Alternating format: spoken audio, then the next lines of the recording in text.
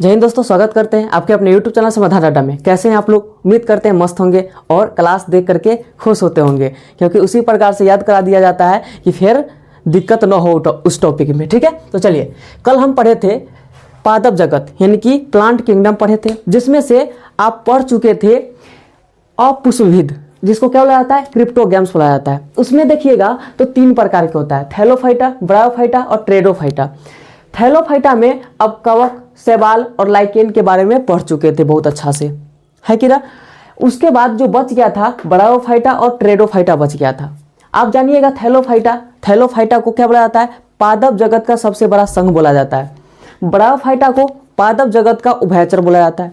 ट्रेडोफाइटा को पादप जगत का रेप्टेरिया बोला जाता है कि ना। यानी कि यह तीनों के बारे में कुछ कुछ जानकारी प्राप्त कर लिए थे। फिर यह जानकारी प्राप्त किए थे कि जो अपुष्पविद है, यानी कि जो थैलोफाइटा होगा, ब्रायोफाइटा होगा और ट्रेडोफाइटा होगा, उसमें पुष्प न देखने को मिलेगा, यानी कि धीरे धीरे विकसित होगा। शॉर्ट में पढ़े थे, लेकिन इन दोनों के बारे में आज डिटेल में पढ़ेंगे। इसके बारे में कल पढ़ लिए थे पूरा डिटेल में कि थैलोफाइटा जो होता है उसमें न पुष्प होता है, न फल होगा, और न फल होगा तो न बीज होगा। हम कुछ लॉजिक बताए थे कि जब तक कोई लड़का है, कोई लड़की है, शादी नहीं करेगा तो बच्चा कैसे होगा, है कि ना। यानी कि जब तक दोनों के शादी होगा उसके बाद क्या होगा? बच्चा होगा। उसी प्रकार से जब तक फूल होगा, फल होगा, तब ना बीज होगा। तो जब तीनों नहीं होगा तो पत्ती भी ना होगा, जड़ भी ना होगा, तना भी ना होगा। तो जब तीनों ना होगा तो वो संवहन का कार्य नहीं करेगा। संवहन के मतलब क्या? संवहन उत्तक जाइलम फ्लोएम, यानी कि जो आपका खाना पहुंचाना और फिर उसको फैलाना, कोई काम उसमें नहीं होगा। न प्रकाश संश्लेषण होगा। जब पत्ता रहबे न करेगा, प्रकाश संश्लेषण कहाँ से होगा? जब प्रकाश संश्लेषण नहीं होगा तो ऑक्सीजन नहीं देगा, ऑक्सीजन नहीं देगा तो वो भोजन का निर्माण नहीं करेगा। यानी कि जो थैलोफाइटा का जो संघ होगा, जो थैलोफाइटा में जो भी आता होगा उसमें क्या होगा? तो न संवहन का कार्य होगा। जब संवहन के कार्य नहीं होगा तो उसमें क्लोरोफिल नहीं होगा, क्लोरोफिल नहीं होगा तो प्रकाश संश्लेषण नहीं होगा, प्रकाश संश्लेषण नहीं होगा तो उसमें ऑक्सीजन नहीं बनेगा, ऑक्सीजन नहीं बनेगा तो उसमें भोजन तैयार नहीं होगा। ये हम बहुत चीज़ बता दिए थे। और यह 3 भाग में बांटे थे, कवक, शैवाल और लाइकेन बांटे थे। कवक के अध्ययन को कम साफ कर याद करवाते। कवक के अध्ययन को क से कम और म से माइकोलॉजी, कम तो क से कवक, म से माइकोलॉजी। देखिए हम ट्रिक बताए थे, कम साफ कर, कम साफ कर, क से कवक, म से माइकोलॉजी, स से सवाल, फ से फाइकोलॉजी याद करवाते। ल से लाइकेन का अध्ययन लाइकेनोलॉजी कहलाता है। ये आप लोग बहुत अच्छा से पढ़ चुके थे, ठीक है। तो देखिए हम पढ़े थे क्या? थैलोफाइटा में क्या पढ़े थे? थैलोफाइटा में क्या पढ़े थे? इसमें जड़, तना, पत्ती ये नहीं होगा, फल, फूल, उसके बाद बीज ये नहीं होगा। जब ये तीनों नहीं होगा तो इसको क्या बोले थे? सुकाय या थैलम बोले थे। थैलम, जिसमें कोई कार्य ना हो वो सुकाय कहलाता है, या इसी को क्या बोलते हैं? थैलम बोला जाता है। तो यह तीनों नहीं था। जब इसमें जड़, तना, पत्ती नहीं होगा तो संवहन का कार्य नहीं होगा। संवहन का कार्य क्या होगा? संवहन का कार्य नहीं होगा। जब संवहन का कार्य नहीं होगा तो इसमें क्या होगा? क्लोरोफिल नहीं होगा, क्योंकि जब पत्ती नहीं है तो पत्ती के कारण ही क्लोरोफिल कैसा होता है? हरा रंग का होता है। तो क्लोरोफिल नहीं होगा। जब क्लोरोफिल नहीं होगा तो प्रकाश संश्लेषण नहीं होगा, यानी फोटोसिंथेसिस नहीं होगा, यानी कि प्रकाश लिख देते हैं, प्रकाश संश्लेषण नहीं होगा। जब प्रकाश संश्लेषण नहीं होगा तो O2 का निर्माण नहीं करेगा। जब O2 का निर्माण नहीं होगा तो यह भोजन नहीं बनाएगा। इस संघ के जो भी पेड़ पौधा होंगे वो क्या करेंगे? भोजन नहीं निर्माण करेंगे। समझ में आया? तो ये इसमें ये सब नहीं पाया जाता है। लेकिन जब आगे बढ़िएगा ब्रायोफाइटा में, जब आप लोग ब्रायोफाइटा में बढ़िएगा, इसको घेर लीजिएगा, जब आप लोग ब्रायोफाइटा में बढ़िएगा तो इसमें थोड़ा थोड़ा दिखने लगेगा।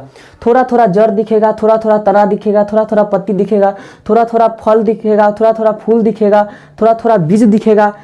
इसलिए इसे असत्य या अविकसित बोलते हैं, है ना। अविकसित बोलते हैं, यानी कि इसमें पूरा न जड़ विकसित हुआ, न तना विकसित हुआ, न पत्ती विकसित हुआ, कुछ भी अच्छा से विकसित नहीं हुआ, थोड़ा थोड़ा निकल के रह गया। जैसे देखिए कोई पेड़ है, इस प्रकार से एकदम डंठल खड़ा हो गया है, तनी तनी को पत्ता निकल गया इतना इतना को।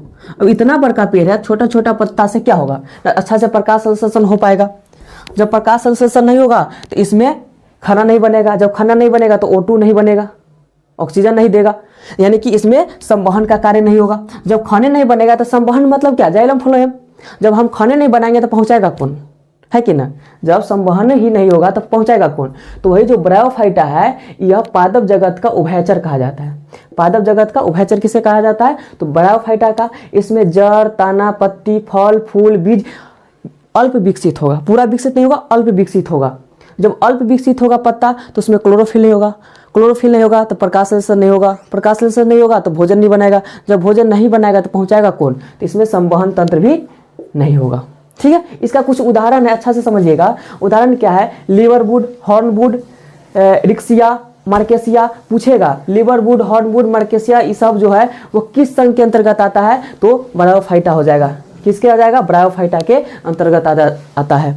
ऑप्शन दे देगा ब्रायोफाइटा, टेरिडोफाइटा, थैलोफाइटा, किसके अंतर्गत, तो ब्रायोफाइटा के अंतर्गत आता है। कौन कौन आता है, तो देख लीजिए, लिवरवुड, हॉर्नवुड, रिक्सिया और मार्केसिया। क्लियर। अब देखिए इसमें थोड़ा भी नहीं था, पत्ता, फल, फूल कुछ भी नहीं था, इसमें थोड़ा थोड़ा दिखने लगा, थोड़ा थोड़ा दिखने लगा, है कि ना। लेकिन आगे बढ़ेंगे जैसे ही हम लोग टेरिडोफाइटा में बढ़ेंगे तो इसमें क्या होगा, फल भी दिखेगा, फूल भी दिखेगा, बीज भी दिखेगा, तना भी दिखेगा, पत्ती भी दिखेगा। जब यह सब दिखेगा तो उसमें क्लोरोफिल भी पाया जाएगा, क्लोरोफिल पाया जाएगा तो प्रकाश संश्लेषण होगा, प्रकाश संश्लेषण होगा तो भोजन तैयार करेगा, जब भोजन तैयार करेगा तो उसमें संवहन भी होगा, यानी कि जाइलम फ्लोएम पाया जाएगा और नीचे से खनिज लवण पहुंचाएगा और ऊपर जब भोजन तैयार हो जाएगा तो फ्लोएम से फैला देगा। द्विदिशीय होता है फ्लोएम, जो होता है वो द्विदिशीय होता है, दो दिशा में फैलाता है। जाइलम होता है एक दिशीय होता है, ये हम पीछे पढ़ा चुके हैं। ठीक है, तो उम्मीद करते हैं कल जो ये था समझ में आ गया होगा। आज ये देखिए कल वाला वीडियो देखे होंगे आप लोग तो बहुत अच्छा से समझ में आया होगा। ज़्यादा बड़ा टॉपिक नहीं है, आज हम ये इसी को कंप्लीट करने वाले हैं। कल पुष्पभेद यानी कि जो फेनरोगेम्स है इसको पूरा कंप्लीट करेंगे। तो कल वाला वीडियो देख लीजिएगा इसके बारे में, और आगे जो आएगा अगले वाला कल में वो इस पर आएगा। और आज जो है थोड़ा बच गया था, नहीं अट पाया था बोर्ड पर, थोड़ा बच गया था, उसको समझाने के लिए है, उसको बताने के लिए है। जो ये सब उदाहरण जो देख रहे हैं बहुत इंपॉर्टेंट है। ठीक है, ये सब कंप्लीट हुआ। तो ब्रायोफाइटा में क्या हुआ, थोड़ा थोड़ा तना, बीज, पत्ती ये सब दिखा। लेकिन जैसे हम लोग आएंगे टेरिडोफाइटा में जब आएंगे तब क्या होगा, इसके बारे में जानिए। सबसे पहले ये पादप जगत का रेप्टेरिया बोला जाता है। क्या बोला जाता है, रेप्टेरिया बोला जाता है। पादप जगत का रेप्टेरिया किस बोला जाता है, रेप्टेरिया। तो टेरिडोफाइटा को बोला जाता है। ठीक है, अब देखिए जड़, तना, पत्ती, फल, फूल, बीज सब जब पाया जाएगा तो यह क्या हो जाएगा, विकसित हो जाएगा। जब सब पाया जाएगा तो इसमें जब पत्ती होगा तो क्या होगा, क्लोरोफिल होगा, क्लोरोफिल होगा। जब क्लोरोफिल होगा तो क्या करेगा, प्रकाश संश्लेषण करेगा, O2 का निर्माण करेगा, भोजन बनाएगा कि नहीं बनाएगा, बिल्कुल बनाएगा। जब भोजन बना लेगा, जब पौधा, अगर कोई पौधा है, ठीक है, कोई पेड़ पौधा है और यह क्या किया, भोजन बना लिया, तो नीचे से जल जाएगा, ऊपर एक दिशीय, तो जाइलम द्वारा। और जब भोजन बन जाएगा पत्ता पर, जब भोजन बन जाएगा तो इसको फैलाएगा। तो फैलाने का काम द्विदिशीय में होता है। ठीक है, द्विदिशीय में होता है। तो फैलाएगा कौन, फ्लोएम क्या करेगा, फैलाएगा। तो देखिए जब भोजन बना तो जाइलम और फ्लोएम के द्वारा क्या होगा, यह संवहन का कार्य करेगा, तो संवहन तंत्र भी पाया जाएगा।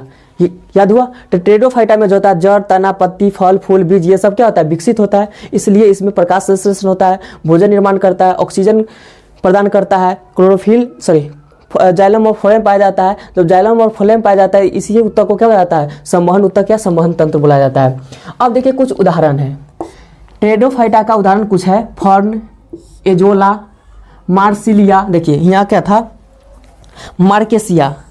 जो ब्रायोफाइटा में था वो मार्केसिया था, लेकिन यहाँ देखिएगा मार्सिलिया है। टेरिडोफाइटा में क्या है, मार्सिलिया है। क्लियर हुआ। कल वाला वीडियो जरूर देख लीजिएगा, जो भी समझाया गया था उसमें अच्छा से समझाया गया था। कल वो समझ गए होंगे तो आज ये आपको डबल रिवीजन हुआ होगा और अच्छा से याद हो गया होगा। ठीक है, थैलोफाइटा में क्या देखे, थोड़ा सा भी बीज उज विकसित नहीं था। ब्रायोफाइटा में थोड़ा सा अल्प विकसित हुआ।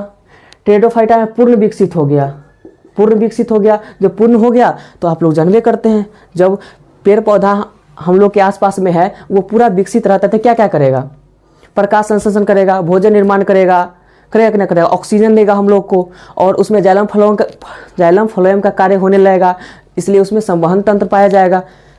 बहुत आसान है। चलिए आगे देखिएगा, कवक के बारे में। हम लोग इस सब के बारे में सवाल लाइकेन इस सब के बारे में पढ़ लेते, कुछ कवक के बारे में पढ़ेंगे। कवक के बारे में ये पढ़ना है कि कवक से होने वाला रोग, एक ट्रिक है ए दाद खाज या ए दाद खाग, इस प्रकार से ट्रिक है। ठीक है, ए दाद मतलब क्या होता है? एथलीट फूड, जानवर में होता है एथलीट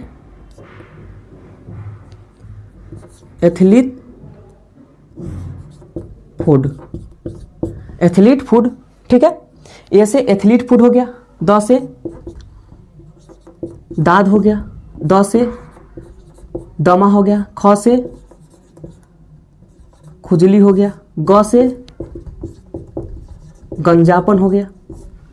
क्लियर हुआ? देखिए, ए से एथलीट फूड, द से दाद, द से दमा, खा से खुजली या ख से खुजली, ग से गंजापन। ये आपका क्या हो गया? कवक से होने वाला रोग। तो पूछेगा एथलीट फूड जो होता है किसके कारण होने वाला रोग है? तो कवक के कारण होने वाला रोग है। दाद जो है वो किसके कारण होने वाला रोग है? तो कवक के कारण होने वाला रोग है। दम्मा जो है किसके कारण होने वाला रोग है? तो कवक के कारण होने वाला रोग है। ख से खुजली जो है किसके कारण होने वाला रोग है? तो कवक के कारण होने वाला रोग है। ग से गंजापन किसके कारण होने वाला रोग है? तो कवक के कारण होने वाला रोग है। क्लियर हुआ कि ना हुआ? जल्दी बताइए।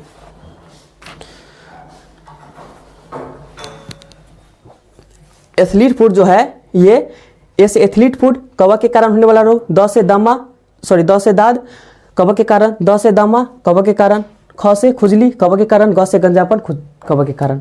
कुछ फसल में होता है कवक के कारण होने वाला रोग। देखिएगा, कवक के कारण होने वाला रोग फसल में कवक के कारण होने वाला रोग सुने होंगे, मक्का में टिक्का रोग होता है। मक्का में क्या होता है? टिक्का रोग। मक्का में क्या होता है? टिक्का रोग होता है। कैसे याद कीजिएगा? मक्का में टिक्का, जब से हम लोग मक्का छुड़ाते हैं तो मक्का का छिलका, मकई होता है ना, अभी थ्रेसर से दौनी हो जाता है, लेकिन हम लोग जब छुड़ाने के लिए हाथ से बढ़ते थे तो उसका जो छिलकोइया होता है ना, छील करके और टिक्का लगा लेते थे, जने तने साट लेते थे, चाहे किसी का गाल पर साट दिए, किसी के पीछे साट दिए, इस प्रकार से हम लोग बदमाशी करते थे। ठीक है, तो मक्का में जो होता है टिक्का रोग, याद रखिएगा। याद रखने का हम लॉजिक बता रहे हैं, कोनो कॉन्सेप्ट नहीं बता रहे। तो मक्का में क्या करते हैं? जब मक्का हम लोग छुड़ा के हैं तो टिक्का लगा देते हैं, है ना। हम दीदी ये सब साथ में बैठते थे तो थोड़ा बदमाशी होता है ना, भाई बहन का प्यार, वही वाला। तो छुड़ा रहे हैं, इधर सार दिए, अब धके ना सब सट कैले रहेगा तो ना पता चलेगा, है कि ना। तो सब हंसता था तो अच्छा लगता था। तो कवक में होता है कौन सा रोग? तो टिक्का रोग होता है। देखिए, गन्ना में लाल सरण रोग। गन्ना देखिएगा ना, जब गन्ना आप लोग खाए होंगे और गन्ना को फाड़े होंगे तो इसके बीच में रेसा टाइप के इस प्रकार से लाल लाल दिखाई दिया होगा। कोई गन्ना में इस प्रकार से लाल लाल दिखाई दिया होगा, आप लोग देखे होंगे। तो वहां से याद रखिएगा, गन्ना में क्या होता है? लाल सरण रोग होता है। धान में अंगमारी रोग, आलू में अंगमारी रोग। देखिए, दो ही फसल होता है जो सबसे ज़्यादा कष्ट देता है। कौन सा? तो धान वाला। धान का काम कीजिए, पहले तो रोपिए, जब हो जाए तो अच्छा 10-12 दा पानी पटाइए, मतलब 10-12 बार पानी पटाइए। उसके बाद उसको फिर हाथ से काटिए। हम लोग हाथे से काटते हैं, बड़का मशीन नहीं है, हाथ से काटिए। हाथ से कट जाएगा तो फिर उसको हाथ से बांधिए, फिर हाथ से बांध करके फिर अपना दुआरी पर लाइए, फिर दुआरी पर आए तो उसको फिर हाथ से झाड़िए, फिर उसको ओसाइए, फिर उसको सुखाइए। मतलब अंग क्या क्या हो जाता है? पूरा अंग थक जाता है, यानी कि जो अंग होता है, अपना शरीर होता है, वो क्या पूरा थक जाता है। तो धान में क्या होता है? अंगमारी रोग। आलू देखिएगा, अगर 1 आध बीघा आलू रोप दिए तो खन के खुरपी से एक चुनते रहिएगा, और तो कोई उपाय है नहीं। तो उसमें भी क्या होता है? शरीर में पूरा थकावट होता है, ये भी क्या हो जाएगा? अंगमारी रोग। यानी कि मक्का में टिक्का रोग, हम लोग खेलते हैं तो टिक्का लगाते हैं। गन्ना में देखेंगे लाल सरण रेखा, यानी लाल सरण रोग होता है। धान में अंगमारी रोग, आलू में अंगमारी रोग। गेहूं में किट्टू रोग। गेहूं होता है ना, धान लेखा मेहनत नहीं करना होता है। अभी गेहूं का समय है, रबी फसल है, जाइए छीड़ दीजिए खेत में और अपने हो जाएगा। जाइए या तो हाथ से काट लीजिए या तो मशीन से कटवा लीजिए, उसमें तो दिक्कत ना होता है कि हाँ गेहूं इधर उधर चल जाएगा।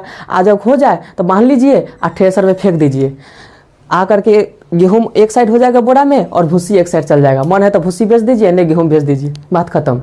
यानी कि चुटकियों में हो जाता है काम।